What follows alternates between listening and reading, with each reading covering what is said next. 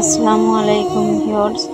আজকে একটি দোয়া বলবো, যে দোয়াটি পাঠ করলে কবরে কিন্তু নূর চমকাবে, অর্থাৎ তার কবর আলোকিত হয়ে যাবে, আলোকময় হয়ে যাবে। অন্ধকার কবরে আলোর চমক থাকবে, সবসময় নূর চমকাবে। আমরা সবাই জানি কবর হচ্ছে অন্ধকার ঘর, সাপ বিচ্ছুর ঘর, যেখানে একা থাকতে হবে। এমনি সময়ে আমরা পৃথিবীতে কত ভয় পাই। রাত্রেবেলা একা জায়গায় দুইজন থাকলেও সেখানে ভয় পাই। তো আমরা সেই দুনিয়ায় সেই কবর কতই না ভয়ঙ্কর হবে, কতটাই বিপজ্জনক হবে। তাই সেই কবরকে আলোকময় করতে ও নূর চমকানোর জন্য কিন্তু এই দোয়াটি পাঠ করতে হবে। দোয়াটি আমি এখন পড়ে শোনাচ্ছি।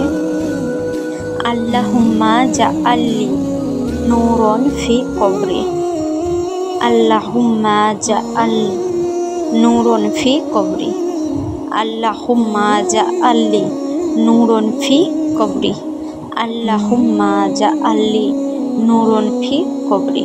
এই ছোট্ট দোয়া যে কেউ মুখস্থ করতে পারবে, আমার সাথে সাথে শুনে শুনেই মুখস্থ হয়ে যাবে। আল্লাহুম্মা জাআল্লি নূরন ফি কবরি, আল্লাহুম্মা জাআল্লি নূরন ফি কবরি, আল্লাহুম্মা জাআল্লি নূরন ফি কবরি, আল্লাহুম্মা জাআল্লি নূরন ফি কবরি, আল্লাহুম্মা জাআল্লি নূরন ফি কবরি। এই ছোট্ট দোয়াটি, শুধুমাত্র এই ছোট্ট দোয়াটি পাঠ করতে হবে। এই ছোট্ট দোয়াটি পাঠ করলে কিন্তু আমাদের অন্ধকার কবরে কিন্তু আলোকিত হয়ে যাবে, আলোকময় হয়ে যাবে। আমরা সবাই জানি কবর হচ্ছে সাপ বিচ্ছুর ঘর, অন্ধকার কবর। সেই ঘরেতে আমাদের প্রত্যেককেই থাকতে হবে। এই পৃথিবী, দুনিয়া, এইটি হচ্ছে দুদিনের ঘর। এইখানে অল্প কিছুদিনের ব্যবধান। এখানে বাস করব ঠিক আছে, এইখানে সারা জীবন থাকতে পারবো না।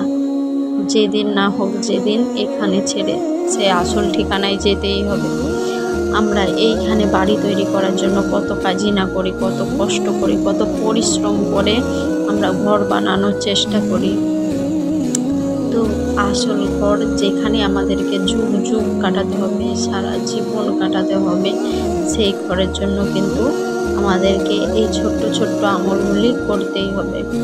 আল্লাহ তাআলা আমাদের জন্য এই ছোট্ট ছোট্ট আমলগুলি আমাদের জন্য রেখে দিয়েছে, সেই দুনিয়ার জন্য, সেই সারা জীবনের জন্য, যেগুলো এই দুনিয়াতে ঘর করার জন্য আমরা কত পরিশ্রম করি, কিন্তু সেখানে ঘর বানানোর জন্য কত সোজা করে দিয়েছে।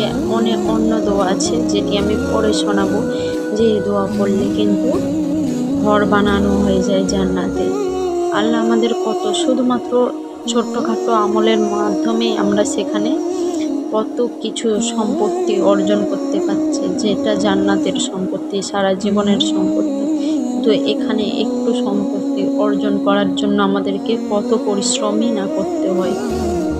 তো আজকের মতো আল্লাহ হাফেজ।